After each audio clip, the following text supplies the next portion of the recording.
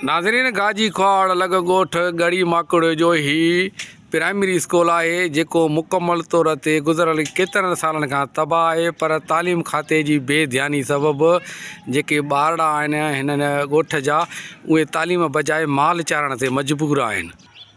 ही स्कूल 2010 वारी बोर्ड में जेको आहे सो तबाह थी वियो आहे, पर हेतिरो वक़्तु गुज़िरी वियो आहे, हिन महिल ताईं जेको आहे सो हिन जी जेकी आहे सो मरमत न थी आहे। हीअ तबाह थियल स्कूल हुजण सबबि इलाइक़े जा जेके ॿारड़ा आहिनि उहे सख़्तु परेशान आहिनि।